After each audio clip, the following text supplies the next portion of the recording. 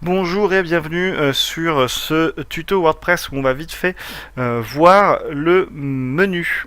C'est-à-dire l'option menu là, dans l'administration. Alors une fois n'est pas coutume, j'ai pas pris un WordPress vide, mais un WordPress avec du contenu parce que c'est plus simple pour expliquer le menu d'avoir plein d'articles et de pages.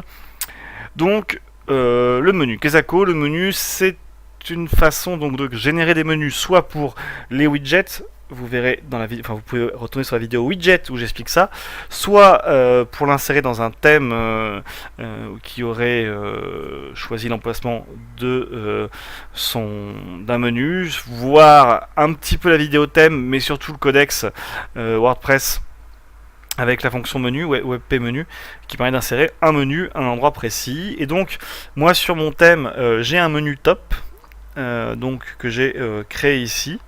On peut créer des menus aussi à la volée, créer un nouveau menu. Tiens, que c'est intéressant ça.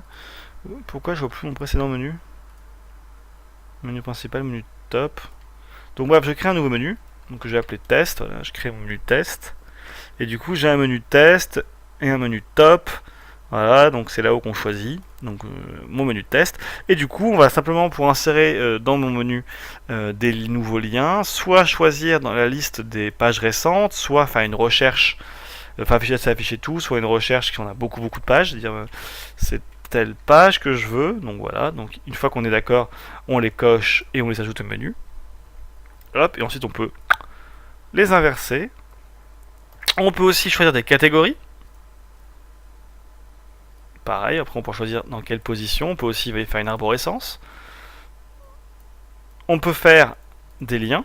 Donc là, on tape carrément une URL. Donc, par exemple, mon site web. Et hop, ça l'insère. Il n'y en a plus qu'à faire les déplacements. Bon, c'est vraiment ultra simple.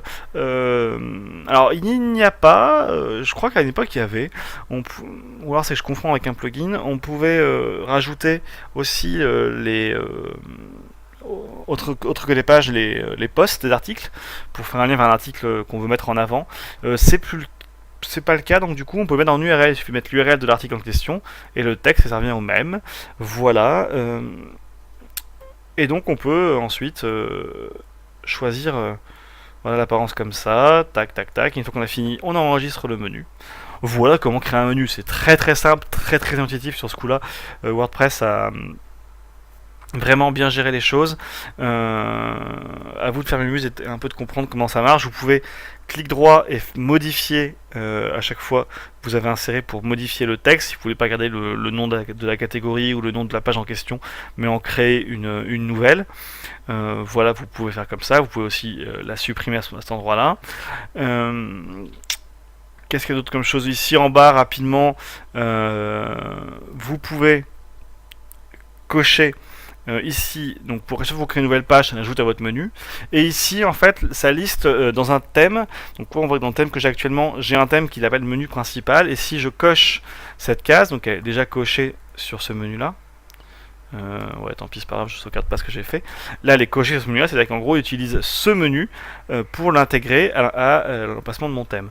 On voit d'ailleurs, il y a aussi en haut un onglet emplacement qui permet de voir toutes les menus qu'attend notre thème. Moi, mon thème, on attend qu'un seul, et choisir en faisant défiler du coup quel menu il choisit. Et on peut cliquer modifier pour retourner sur la modification directement de ce menu ou utiliser un nouveau thème. Et à ce moment-là, créer un nouveau thème à la volée.